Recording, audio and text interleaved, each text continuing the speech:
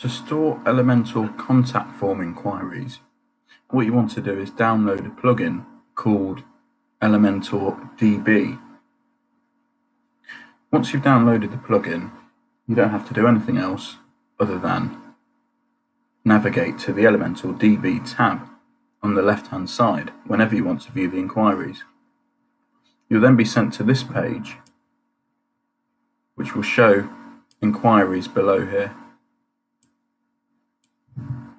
And you can view emails, form ID, you can mark it as read, you can clone the inquiry, and you can also view the submission date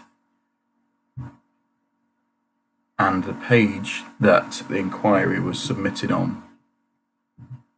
So that's how you download Elementor DB and store contact form inquiries.